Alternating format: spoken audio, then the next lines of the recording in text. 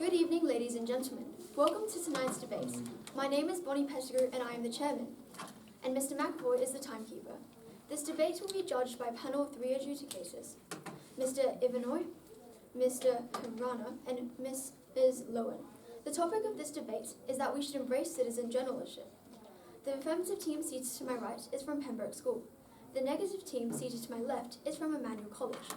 The speaking time for this debate is 8 minutes, with a double bell at the end of your speaking time. A warning bell will ring once at 7 minutes. A continuous bell will ring 30 seconds after the final bell. Please switch off your mobile phones and other electronic devices. I declare this debate open. I call upon the first affirmative speaker, Tim Dong.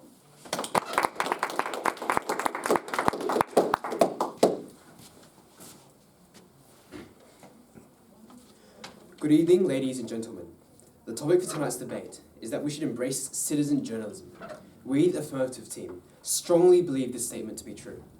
Tonight, I will begin by defining the topic and opening up our team's case before presenting 2 points.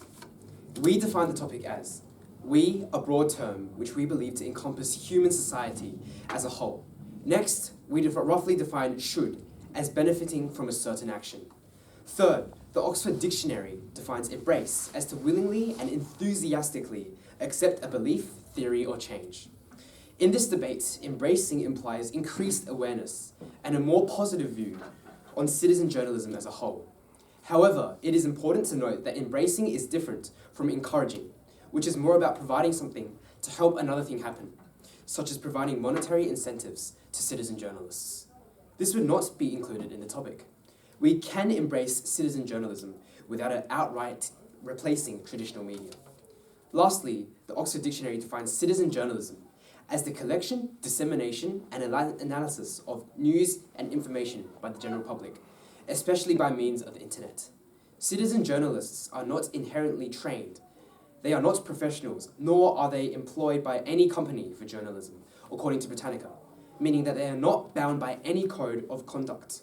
A citizen journalist can be anyone, so long as they have a means to distribute information. So, in the context of this debate, we define the topic as follows: that our society would benefit from willingly accepting and having a more positive view on citizen journalism, where non-professionals collect, report on, and spread news themselves. Now, I will lay out our team's case for tonight. As first speaker, I will first argue that citizen journalism has advantages unique to it, including its decentralized, quick, and broad nature. As second speaker, Patrick, will discuss how citizen journalism is a powerful tool for a democracy, especially in places that lack diversification of media, as well as how citizen journalism can inspire involvement in society and the media, sparking both global and local awareness. Our third speaker, Zach, will rebut and sum up our team's case. Now to my first point, that citizen journalism has distinct advantages over traditional media, which make it a complementary perfect source. We believe that traditional media has its role and is very important, but we also believe that it has many issues, and citizen journalism, when used in combination with traditional media, can help to construct a better and more diverse media field. One of the first examples of citizen journalism playing a large role in an event's media is the 2004 Boxing Day tsunami in India. It was the first time the dominant source of images and information coming from an event was taken by ordinary people, according to the conversation.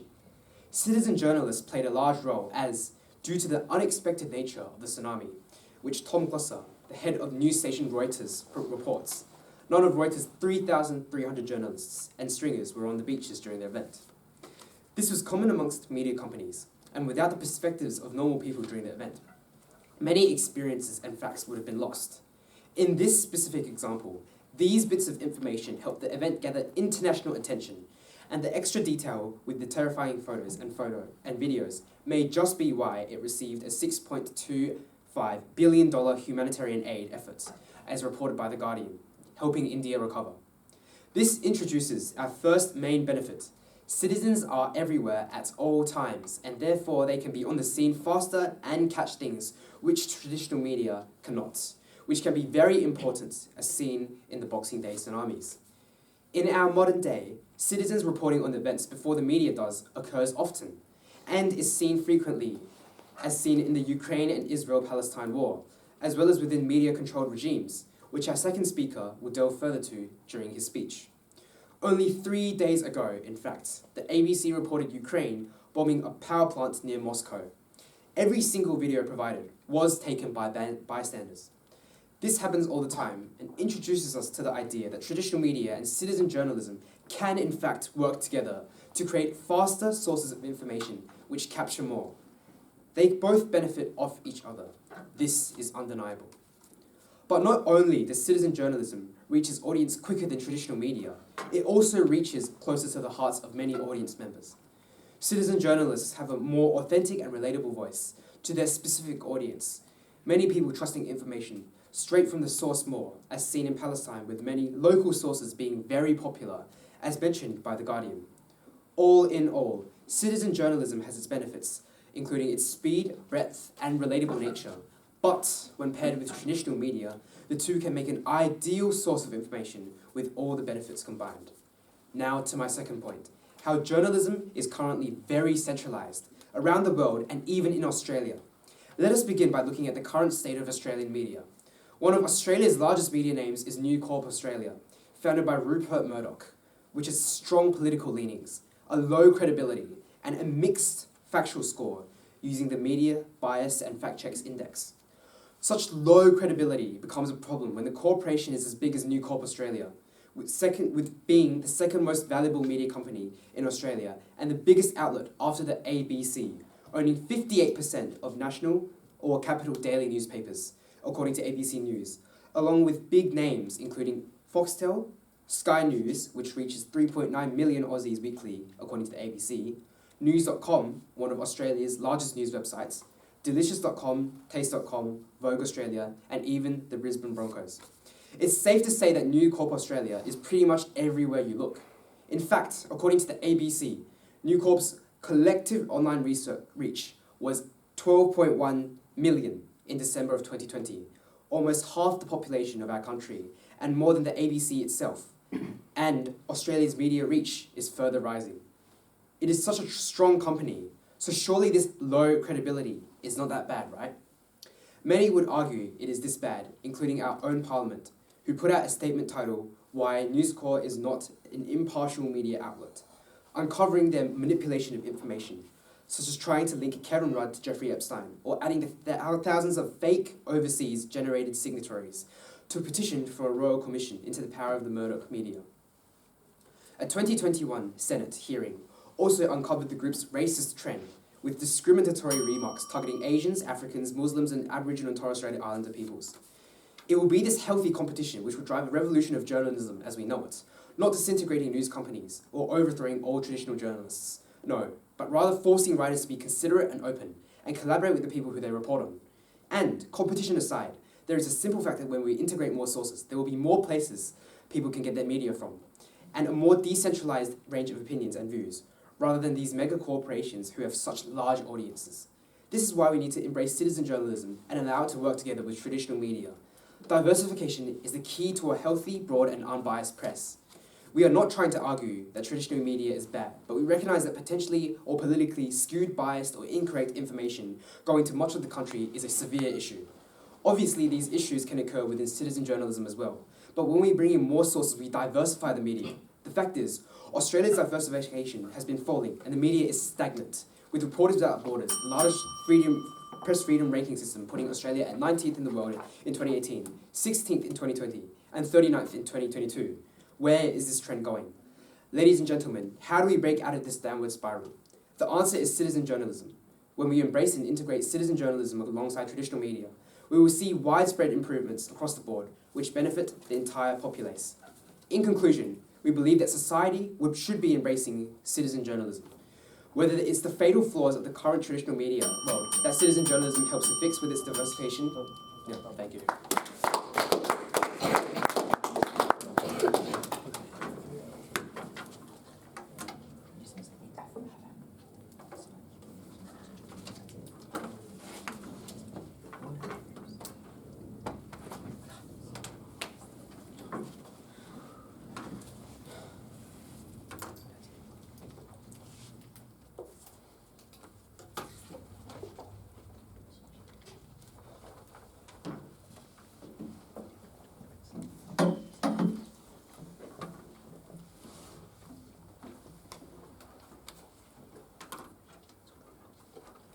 call upon the first negative speaker, Amber Harris.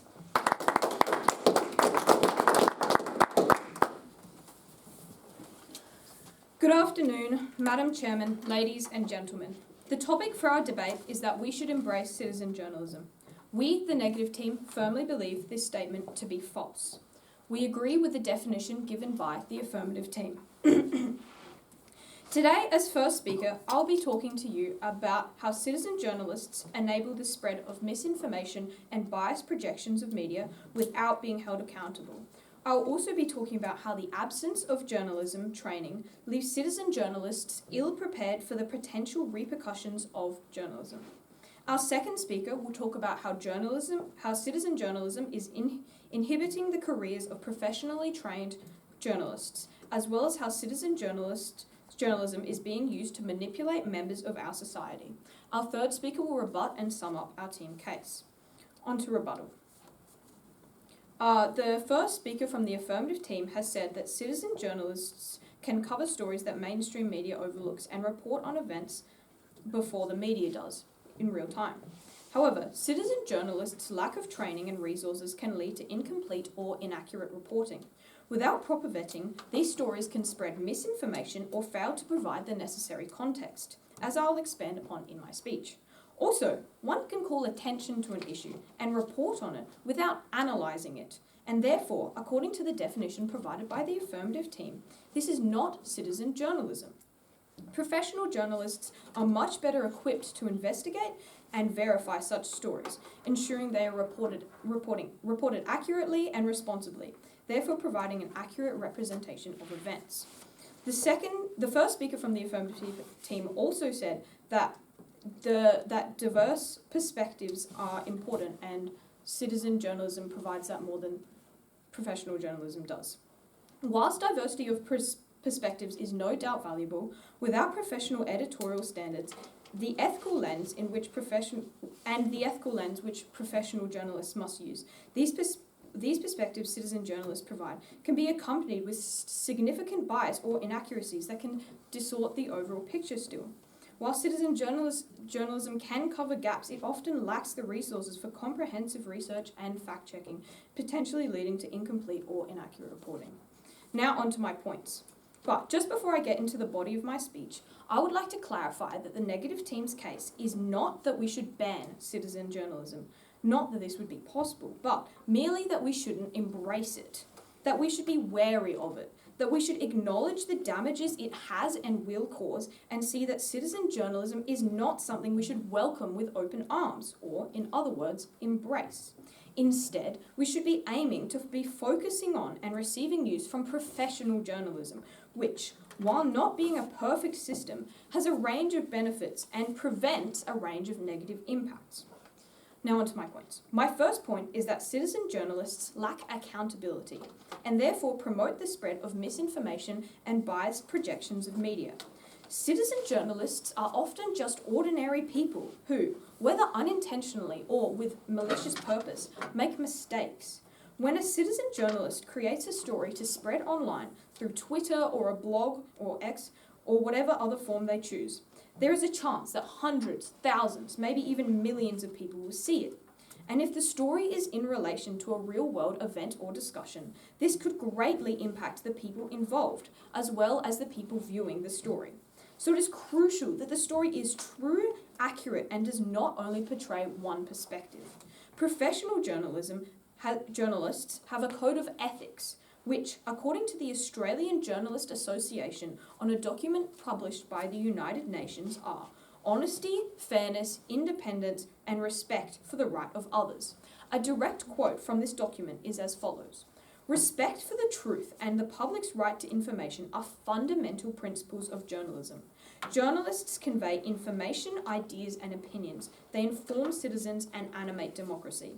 They should not suppress relevant available facts or give distorting emphasis. While many journalists work in private enterprise, all have these public responsibilities. They scrutinize power, but also exercise it, and should be accountable. Accountability engenders trust." So while professional journalists in Australia often undergo rigorous training to understand the importance of responsible reporting, and are expected to follow this code of conduct, ordinary citizens have no such expectations or training. And citizen journalists don't answer to large corporations who have a public image to be hyper aware of. This lack of accountability has caused several instances of damaging misinformation to be spread by citizen journalists, such as during the COVID-19 pandemic. According to the National Library of Medicine, a large amount of misinformation regarding the incidence rate, prevalence, and spread of the virus contributed significantly towards the complacent attitude of people during this crisis. Another example of damaging misinformation is when, after instances of bombings such as the 2017 Manchester bombing and the 2013 Boston Marathon bombing, false information was disseminated by citizen journalists about the identification of victims, the person behind the attacks, and the motive behind the bombings.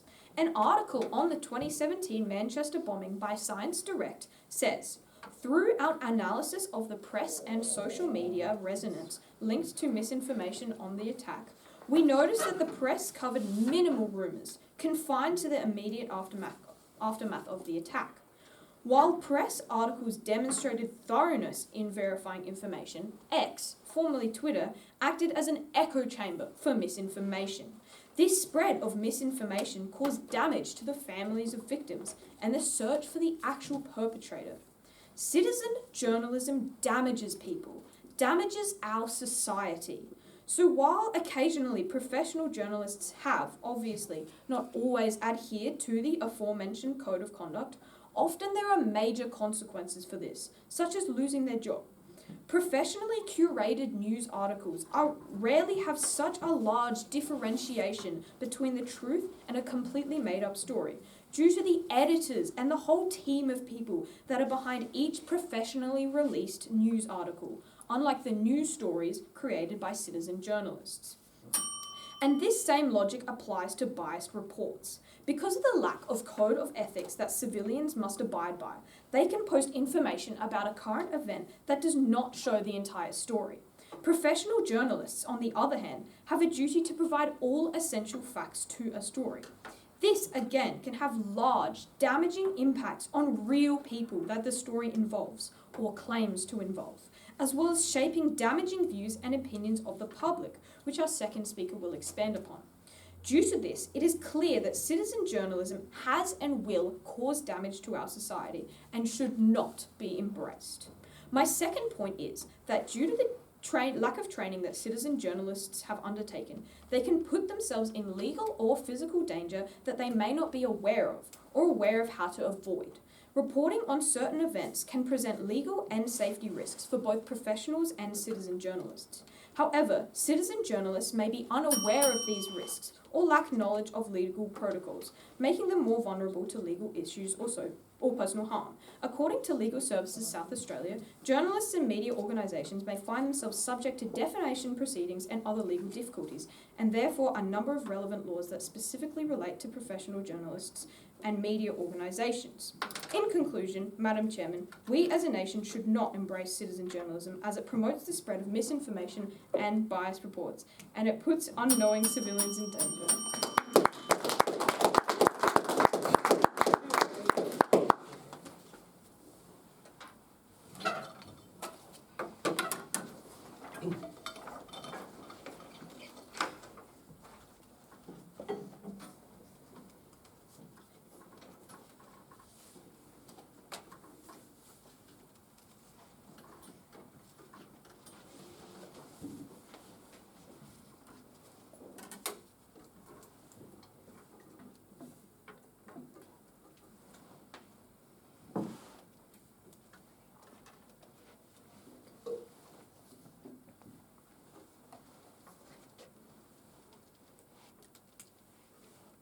I now call upon the second affirmative speaker, Patrick Henschke.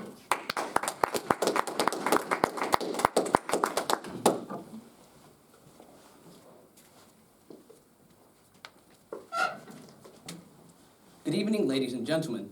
The topic for tonight's debate is that we should embrace citizen journalism. We, the affirmative team, believe this statement to be true.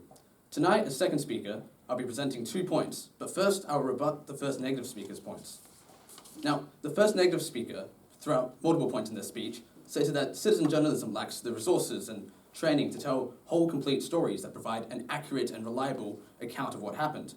But clearly, they do not understand how citizen journalism actually manifests in the public portrayal of media. Citizen journalism often includes taking videos and photos and spreading individual accounts. Citizen journalists are not the ones who write complete stories or publish these stories to the masses. No, that is what the trained, traditional, professional journalists do. They amplify, interpret, and disseminate the resources and the raw stories that are given to them by the citizen journalists. They pick and choose what fits, what is reliable, and they make sure to construct a whole, reliable, complete story before giving it to the public to ensure that the public has a fully accurate and reliable story. It is this tandem of citizen and professional journalism that we see, which combines training and expertise, as well as the raw stories and on-the-ground data, information, individual accounts of the people that combine to form a truly complete story. I will also tackle their point on misinformation a little bit later in my speech. Now to my points. Firstly, I will argue that citizen journalism will lead us in the fight against misinformation. Secondly, I will discuss citizen journalism's crucial role in upholding democracy in the face of oppression. Let me begin. In our current media landscape, many people trust journalism and the news, holding it as an accurate source of information. But as the first speaker described, the news isn't always accurate, rather, occasionally, biased and unfactual. Misinformation is a tumour riddled throughout all traditional and citizen media, and it is a growing cancer. The Australian Parliament has commented on this. It has mentioned the 2016 US elections, the Brexit referendum, and closer to home, fake news in the 2019 Australian federal election, which our first speaker mentioned. Boston University has also done a study on misinformation. They've got a study published that shows that the number of fake news articles has increased 6 times from 2014 to 2016. And with recent developments such as generative AI, it is becoming exponentially harder to determine the real from the fake nowadays. More than ever, what we need are citizens who are intelligent, media literate, and aware. And here's the thing. Whether or not we embrace citizen journalism, misinformation will still be widespread. Even if we don't embrace citizen journalism, disinformation will still be prolific. But what embracing citizen journalism will do is cause the public to be involved in the media and current affairs. Then, ordinary people will understand the methods of producing media and writing journalism. Media literacy will become a common skill, which is a valuable trait in today's world. According to the Western Sydney University, 4 out of 5 Australians believe that media literacy needs to be taught, and embracing citizen journalism will surely help facilitate this. Now, we're not going to stand up here as the affirmative team and argue that citizen journalism is perfect. It's never going to produce 100% accurate information all the time, and this is to be expected. Traditional journalism doesn't either. Nobody's going to argue that citizen journalism is perfect, but here's the thing with citizen journalism. It makes no promises of unbiased factual information. Those who partake in it have little to no credentials, and the conscious consumer of citizen journalism will be aware that it's not 100% correct, and will consider it critically before trusting it at face value. Actively looking for biases and flaws will train these critical skills of the public of media literacy. Embracing citizen journalism will help the public have an understanding of how journalism is conducted and constructed, and it will cause the public to be aware of the pitfalls and biases in all journalism. Citizen-written or not. Again, misinformation will continue to be prolific across the internet and the media, whether or not we choose to embrace traditional journalism. So, we must choose to embrace the tool that will help us wage a war against it. Now to my second point. Not only is citizen journalism an inherently democratic method of spreading information, it's also an incredibly powerful tool for upholding freedom in regions where mainstream media is restricted, censored, or controlled entirely by the state. It is citizen journalism that empowers ordinary citizens to offer immediate, unfiltered accounts of events that would otherwise be suppressed. During the Arab Spring, which was a series of anti-government protests in Egypt, it was citizen activists that used social media to document the protests. The government had a firm grip on the state-controlled media, which left the traditional professional journalists absolutely silenced. But citizens on Twitter and Facebook were able to alert the rest of the world of what was happening in real time. It was their work, activists who simply took and posted photos and videos that captured the international community, that drove a wave of revolutionary action across Egypt in the face of adversity. Now, as our first speaker discussed earlier, traditional journalists just cannot simply compete in the speed and pace of disseminating information in these situations, high-pressure situations. Professional journalists are just completely silenced during the state-controlled media crackdown, but citizen journalism allows voices to be heard. These are ordinary citizens concerned for the country who seek not to be subjugated, but to be heard, to let the world understand the oppression they face. Is this not what journalism is for? Let us look at a more recent example, the 2019 Hong Kong protests. Following the Hong Kong extradition bill, there were huge waves of demonstrations across the whole of Hong Kong. China cracked down, locking down state-controlled media, actively trying to hide the event while spreading propaganda in an event to cover it all up. And the world was watching, and it was citizen journalism that again prevailed and informed the rest of the world despite all odds. Sure, there were flocks of traditional journalists spreading stories of the riots as well, but their work, as I mentioned earlier, is greatly amplified by the countless personal accounts, video footage, and photos taken by the citizen journalists. It's the powerful collaboration between the citizen journalists who are present, documenting and propagating, and the traditional media who interpret their stories and amplify their voice. So, let it be clear, again, that we're not arguing for citizen journalism to replace traditional media or even to have a higher place. We're simply arguing that we should embrace the voice of those who are subjugated and allow them to work in tandem with the professionals. There are already countless examples of this, and if we embrace citizen journalism, I'm sure that there will be countless more. Does the negative team wish to turn a blind eye to all of this? We certainly hope not. So, in conclusion, what we have before us is citizen journalism, a concept, a powerful concept that imagines an involved, democratic dissemination of media where the oppressed can get their stories out into the world. A tool that works in tandem with traditional reporting, that encourages public participation and media literacy in an age of disinformation and subjugation. Citizen journalism is one of the most powerful storytelling methods in our modern day, and that is why we, the affirmative team, believe that we should embrace citizen journalism. Thank you.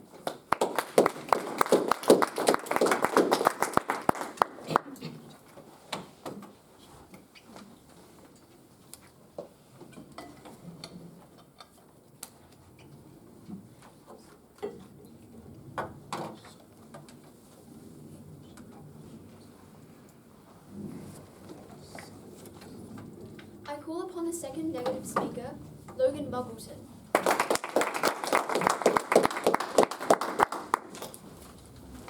Good evening, Madam Chairman, ladies and gentlemen. The topic for tonight's debate is that we should embrace citizen journalism. As the negative team, we believe the statement to be undeniably false. Our first negative speaker has already highlighted 2 points: how citizen journalists promote the spread of misinformation and biased projections without any professional editing or legal accountability, and how the absence of journalist training leaves citizen journalists ill-prepared for potential repercussions. Today, as the second negative speaker, I will rebut the affirmative team's arguments and talk to you about 2 points: how citizen journalism has and will continue to take away from professional journalists' careers, and that citizen journalism promotes manipulation in mass media and therefore can cause a large social divide in society. Before I begin my arguments, I would like to point out some flaws in the opposing team's arguments. The first and second affirmative speaker have tried to tell you that citizen journalism can cause positive influences to society. The key point in these speeches is they have used example-based evidence. There are millions of examples of both sides. They cannot just say because in one example, on Boxing Day in India, citizen journalism was incredibly helpful, that all citizen journalism is helpful. And in fact, an example that shows a negative influence of citizen journalism is the recent attempted assassination on Donald Trump. In this, Donald Trump's attempted assassin had been reported to either have a mental disability or have autism. None of this was true, and it projected a lot of hate towards autism and mental disabilities as a whole. Citizen journalism is not always positive, and the affirmative team can't try and suggest it is. The first affirmative speaker has also tried to tell you that local sources are more popular than big corporations. He has cited no sources for this case and just presented this as assumed knowledge. He even, in fact, contradicted himself when he talked about the Australian News Corp, how he said that was the biggest news corporation for Australia, and that is not a local corporation. If he wants us to believe something, please provide statistics. The second affirmative speaker has tried to tell you photos and videos are incredibly important for citizen journalism. Though photos and videos are important, this is reporting, not journalism. Journalism as a whole is also writing a case with facts and evidence to present a case. Photos and videos is just a reporting of a situation. And we would also like to thank him for acknowledging the reliable reports qualified journalists make. This is something that I will expand upon further in my speech. The second affirmative speaker has also tried to tell you that because the fast time real updates are better than traditional journalists and will be forever better because they're at the event. While citizen journalists, this is wrong because while citizen journalists can provide real-time updates faster than traditional media and news outlets, hasty and real-time reporting without proper verification can result in the dissemination of unverified or incomplete information, potentially leading to confusion or panic. With this, I will now go to my first point. Citizen journalism has had and will continue to have a negative influence towards the journalism occupation as a whole. As our first speaker has emphasised in her speech, citizen journalism can spread a lot of misinformation and bias, which tends to cause divides throughout communities. Through the stereotype, qualified journalists are also inconsequently seen as misleading and untrustworthy, heavily affecting this noble career. Tom Tanuki, a comedian and qualified journalist for Independent Australia, acknowledges this in an article about citizen journalism in 2021. Quote, "The uneducated bias presented by citizen journalists is heavily impacting the journalism career," end quote. Ironically, in a response to this article, an unqualified journalist, Richard James, created a post claiming that, quote, "Tom Tanuki doesn't want average people to be able to share information on their own platforms," end quote. The claim that it is negatively affecting journalists is further supported by Chitra's Reddy's survey on unrespected careers in 2023. It found that from results collected from over 60,000 Australians, that journalism as an occupation placed in 10th out of over 100 occupations as the most disliked profession. This is 17 spots lower than the same survey done in 2008. This clearly indicates that the newfound mass use of citizen journalism had unfortunately left to a negative view of the journalism career. By choosing to embrace citizen journalism, we continue to spread this negative view on journalists. In addition to this, the sheer amount of citizen journalists has led to a sharp deployment rate in the industry. In Paul Milan's cover of the journalism industry, he acknowledges the impact citizen journalism has had towards his career path. Quote, "With excessive access to social media reports of any stance, the need for journalists is rapidly decreasing," end quote. This effect can also be seen in the 2024 Australian Institute of Future Work report. Between 2021 to 2023, information industries have lost an estimated 60,000 jobs. A huge loss in any occupation is incredibly harmful to society. The economic and social impact citizen journalism has upon this career cannot be ignored. If Australia continues to embrace citizen journalism, we increase negative viewpoints to the industry and risk an abolishment of this beloved career as a whole. Now to my second point. The effect of citizen journalism indirectly manipulates members of society in a harmful manner. As our first speaker briefly alluded to in her second point, the excessive amount of citizen journalism, specifically in social media, holds a dangerous amount of power against average people. Think of the last time you went on social media. Did you see any type of new information? Did you bother to check the source? The answer is probably no. And though some people are able to make judgments on whether or not this is reliable, young people in particular are easily manipulated by any information, which has caused strong divides in our society. The University of Oxford highlighted in their 2023 report on social media, 79% of people aged below 25 will blindly believe information posted on social media, even if the source isn't credible. This is usually due to the algorithm of social media usually presenting information that the user wants to see. This statistic is shocking and clearly depicts the power citizen journalism has on society. Furthermore, an estimated 12% will send this post to a friend, who likely believes that as well. This embodies the information cycle, or in this case, the false information cycle, in which information is learnt, shared, and then continued until irrelevant. By spreading often toxic information, citizen journalism can contribute to significant divides within online and local communities. The proliferation of misinformation through these platforms is exacerbated by the nature of social media, which targets younger demographics.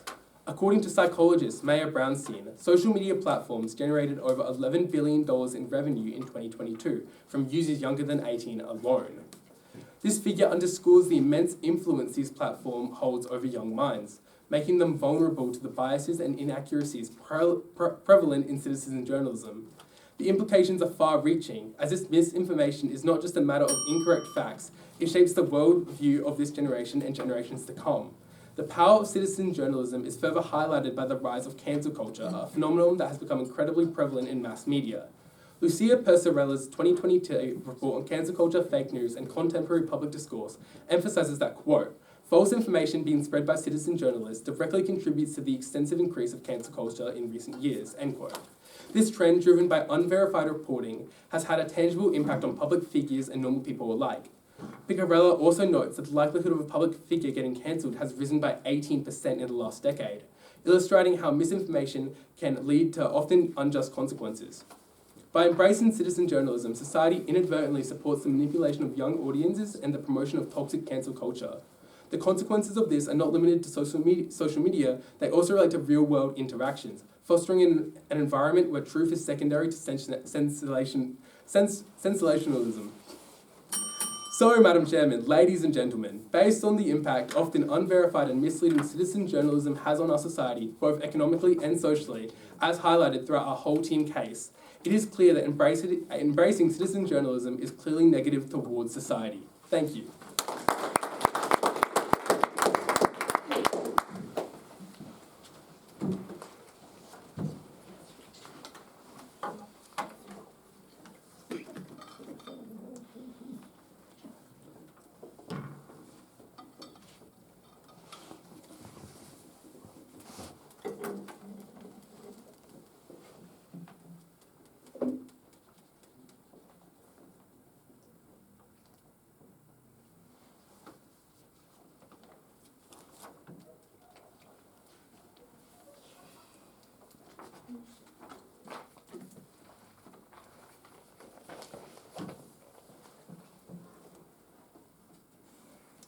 I call upon the third affirmative speaker, Zachary Yeen.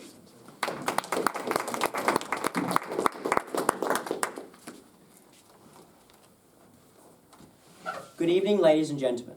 The topic for tonight's debate is that we should embrace citizen journalism. We, the affirmative team, strongly believe this statement to be true. Tonight, I will begin by rebutting some of the negative team's arguments, followed by a summary of our team's case. Now I'll rebut some of the negative team's points. Firstly, the first and second negative team speakers have tried to tell you that photos and videos are not journalism.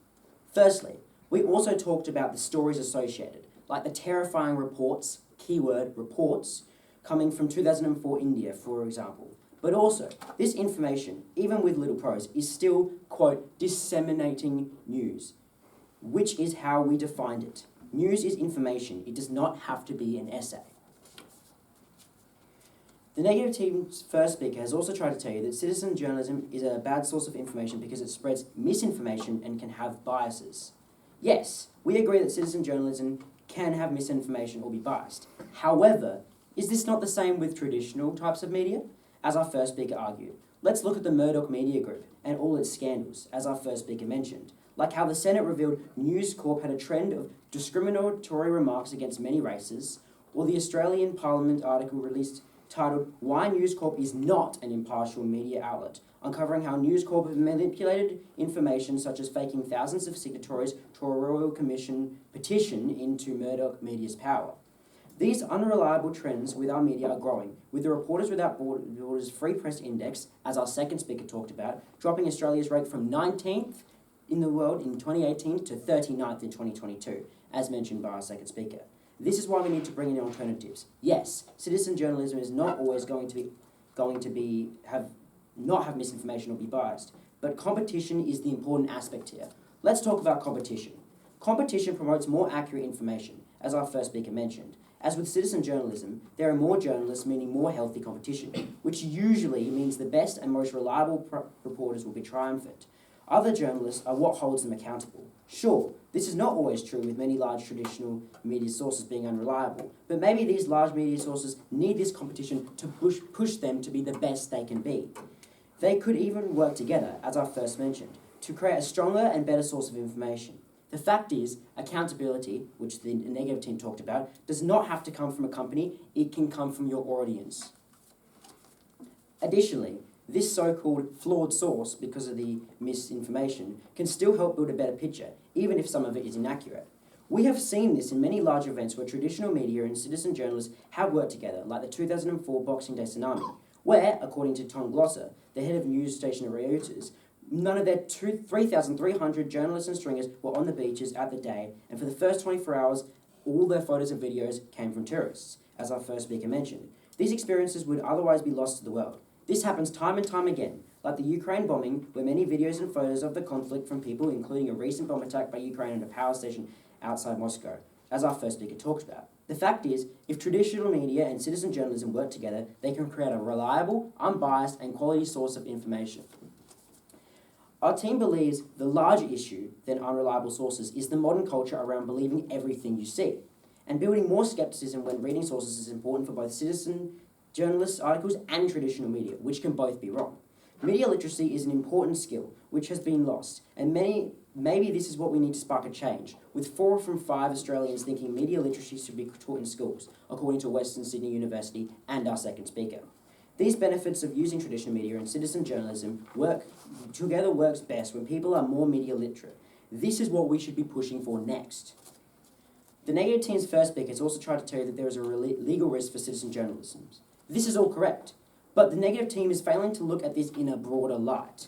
The fact that there are systems in place to prevent the spread of misinformation is very important. And in this world of decreasing media literacy, as I said, with 4 or 5 Australians thinking media literacy should be taught in schools, we believe it's vital for success. The only issue we see here is that larger news companies, which make blatantly incorrect claims, do not receive the same consequences, such as the ones talked about by our first speaker and me previously, like the Australian Parliament's article or the racist comments. Unfortunately, this is a growing issue. With Reporters Without Borders free press agencies, as I said before, we dropped from 19th to 36th in the world. This is why we need these consequences for people who spread fake news. And this is another reason why traditional media, which can often find loopholes and has an extensive legal team, needs to be held accountable for what they do. The fact is, there are safeguards in place for citizen journalists, and everyone has the right for free speech. But when they break the law, they receive consequences, as they should, and as traditional media should as well. This is the real issue. This is what we need to be pushing for. The negative team's first speakers also tried to tell you that citizen journalism is dangerous. While some media situations can be dangerous, so is it for traditional reporters. What's the difference? Dozens have died in Ukraine. Actually, the whole point of citizen journalism is that it's usually people who are in the conflict already, which we have seen in the Ukraine and Israel-Palestine conflicts.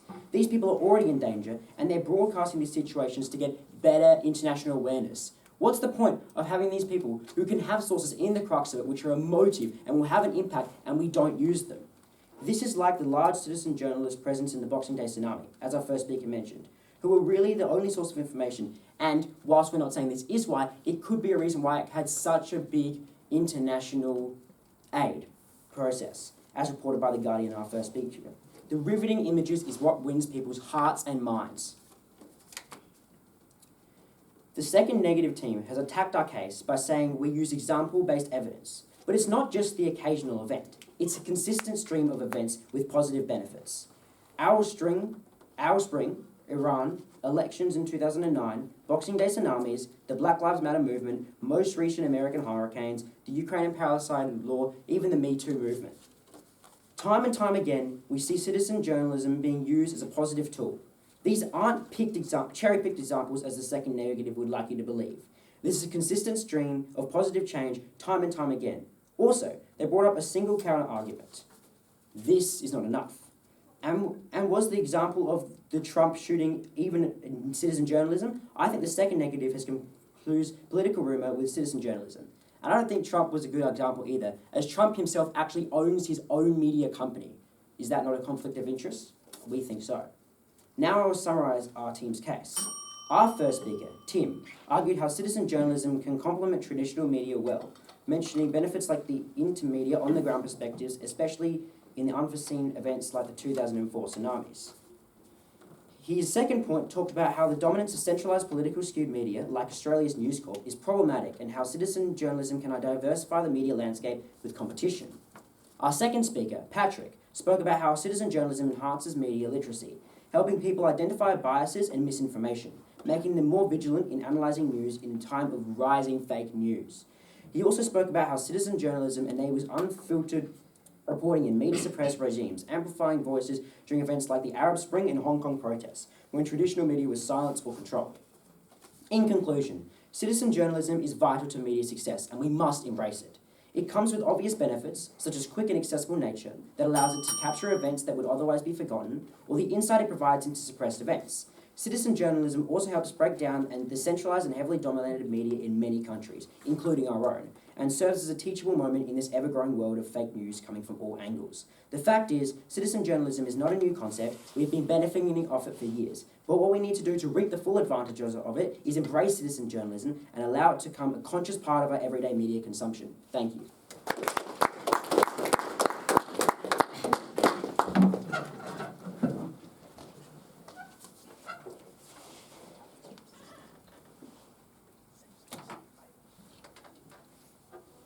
I call upon the third negative speaker, Ella Plant.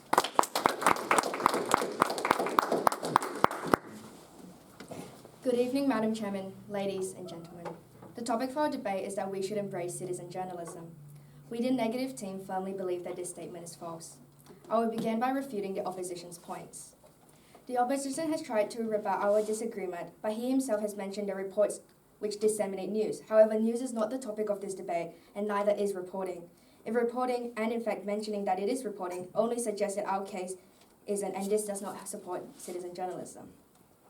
He also mentioned that there are things in place to help support citizen journalists and protect their legality.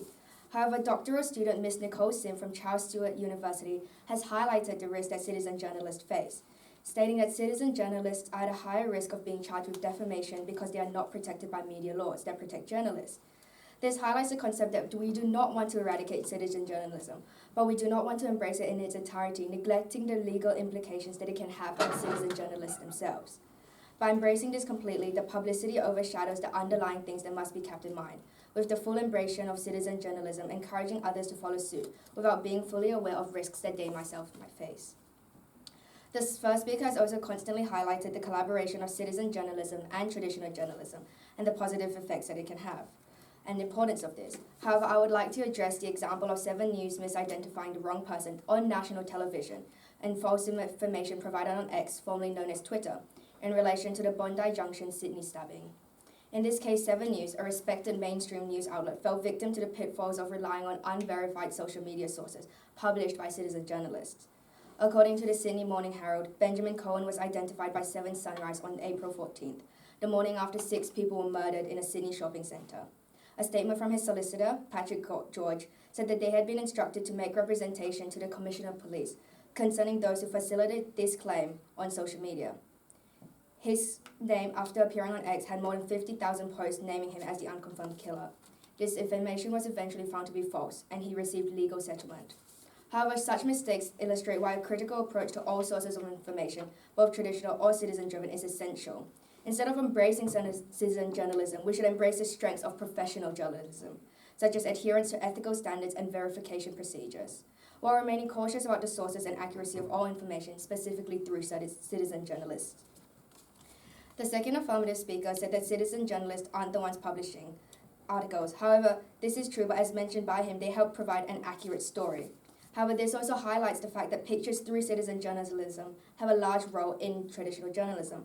But as also mentioned by the third speaker, where he highlighted the Ukrainian-Russian war, in which videos quote every single one, these riveting images of gore and destruction, these quick shots and uploads embrace the morbid fascination people have towards tragedy and gore.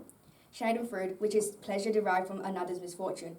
Why are we and should we be willing and least of all enthusiastically supporting such behavior, which is the definition of embracing something? He himself has also mentioned the lack of promise of unbiased information, which highlights why we should not embrace citizen journalism, as why should we as a society support bias. He also tried to highlight the way citizen journalism allows for more equal representation. However, according to an article by Reuters Institute, social media audiences are more concerned about sensationalism, but they rarely pay a personal price. However, it is the disadvantaged communities who do.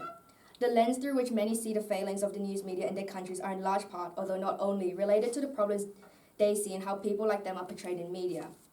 Such perceptions and experiences inevitably shape people's sense of trust in nuanced ways.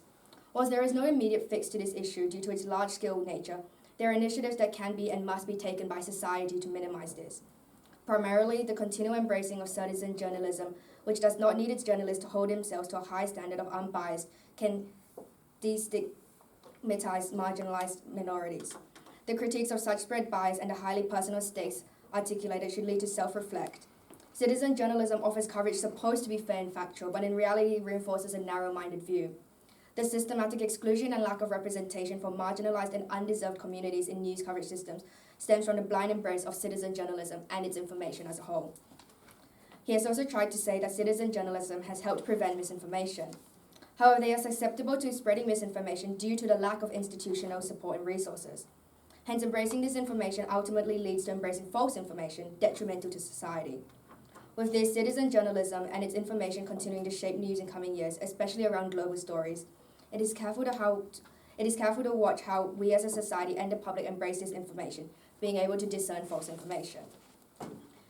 He has also tried to explain how citizen journalism helps to support democracy. While democracy is important, and we in no way are trying to undermine this, the lack of professional training and oversight prevalent in citizen journalism leads to the spread of misinformation and unreliable reports. Democracy is a crucial aspect, and according to the Museum of Australian Democracy, there are three key factors crucial to measuring successful democracy. Is it free? Is it equitable? And is it fair? The concept of whether it is equitable discusses whether people have similar opportunities and responsibilities whilst accounting for different circumstances. While it is fair, questions if the protection people receive match the concession they are making or asked to make. Citizen journalism has the potential to infringe on the very thing they are trying to support, creating biased information which creates a biased situation, with this highlighting often specific minorities, proving that embracing this actually rejects democracy. The argument of working in tandem has led to major journalism issues, such as, once again, the example of the Boston bombing marathon, as our first speaker mentioned. In the immediate aftermath of the bombing, confusion and misinformation circulated on social media, with citizen journalists posting inaccurate and highly speculative information on subjects. The openness that people had in embracing this journalism resulted in large-scale spread of misinformation, and embracing this without taking a moment to consider the ethical concerns resulted in contrast with traditional journalism, whilst the sensational emotions and panic caused people to turn to citizen journalism, embracing it out of fear and not for the right reasons. This also then had an effect on law enforcement with fake tips and evidence. This was highlighted during the manhunt, where it was hard to narrow down the actual suspects. The third negative speaker, when rebutting our team case, has also said that they have not cherry-picked their information and proved that citizen journalism is effective time and time again. However, as mentioned by our team, such as the Manchester bombing, Boston bombing, and the 7 News case with the Sydney stabbing, it has ruined efficiency. I will now summarize my team case. Our first speaker expanded on how whilst the notion of embracing citizen journalism may seem appealing, especially in this era of digital democracy, it is crucial that we approach this with caution. The negative aspects of citizen journalism provide risks that should not be overlooked, specifically the unchecked spread of misinformation. Furthermore, biased reporting undermines the integrity of properly sourced news, leading to harmful consequences to both individuals and society. She also highlighted the lack of formal training in legal protocols, which poses a risk to citizen journalism themselves, whilst fully embracing this culture can mislead them and affect society. Our second speaker highlighted the significant challenges and risks that citizen journalism has brought up, both in journalism and as a profession, and to the broader society. The negative influence on journalism industry is evident through erosion of trust and respect for professional journalists, whilst creating an economic downturn affecting their very jobs. He also highlighted the manipulation of societal opinions through biased citizen journalism, specifically on social media. So, Madam Chairman, ladies and gentlemen, in conclusion, we should not embrace citizen journalism, not in a desire to infringe on democracy or squash people's opinions, but rather being aware of the implications that it has, with the emphasis that embracing something is accepting theories, beliefs, or changes willingly and enthusiastically. The consequences of ignoring the potential bias is far-reaching, compromising the integrity of information and undermining journalism as a whole. By critically evaluating and addressing the impact of citizen journalism, thank you.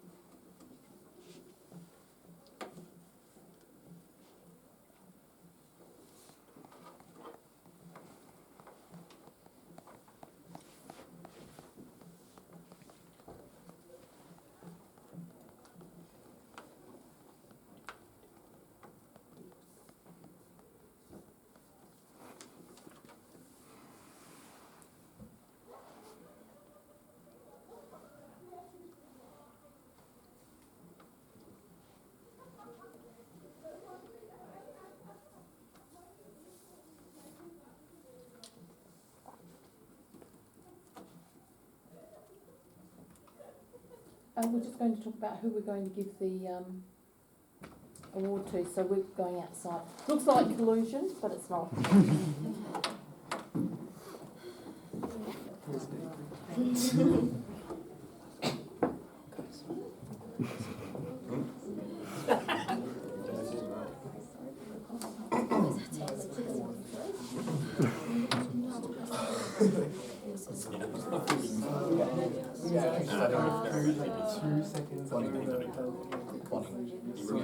What? Yeah. No. I'm zooming in on you. There we go. Center frame. During the first interview, and I got too stressed and I couldn't start. I was half writing notes for the day. I was mostly just reading. I was like, I'm writing notes. Why are you doing homework mid-debate? I was writing notes on the debate. You can see all my screaming. Wait, is it on? Yeah. No, you didn't. No, it's on. It's still on? Yeah. Oh, that was just a paper. Well, when we upload it, we cut it at the end of the third speaker, but for completeness, no, I've zoomed in right on your face for the entire debate. But, You just, you'll be able to go look back at your bio study. No, they're cutting it, so I can't get the wrong bit. Will that be kind of fun in the future? Back on my You're seriously going to sit down for an hour and watch younger you do study for a bio? Yeah, a compilation clip of me in debates, making funny faces. Like, you know, last year the grand I'm not really sure. one point, and I was just up there in my little chair. No, we won. It's okay. You did make some funny quotes. I haven't got one. Oh, the cat made such a funny face when you tried rebutting the Trump thing. He was like, Oh, I didn't get that point. I didn't get that point. yeah, you did. I didn't get the oh, as in my like random. Yeah, you're like Yeah, no. You've got to give audience participation. Thank you. When I'm skeptical, I'm skeptical. The point there was that he literally owns his own media company. Yeah, but you Trump. Yeah, but you didn't say it. You just said he owns his own media company. So that's like contradicting. And then you just. I didn't get the point. I didn't get the point quite down. And also, like, it wasn't specifically Trump media that spread the rumors. It was, in fact, almost a non-Trump media, because the Trump media was saying this is some Democrat on the roof, whereas like, it's this sort of general social media mess. I had a specific rebuttal plan for if they brought up Trump, but they didn't bring up the right Trump example. Yeah. I thought they were going to talk about the Capitol. Why didn't you guys discuss how okay. I now call upon a member of the adjudicating panel to come forward. First of all, congratulations to both teams. It's been a pretty arduous journey to get to this point, so regardless of whether you've won or lost, I think you should be pretty happy with yourselves.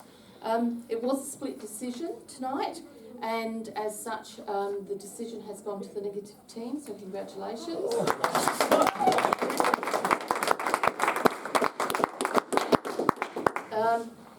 But our award for the night goes to the third speaker of the... That was unanimous. We thought you were brilliant. It's just that whoever scribbled the sheets, we can't quite make out how to correctly spell your last name. So before you go, just come up the back and we'll make sure you've got the spelling right. Thanks.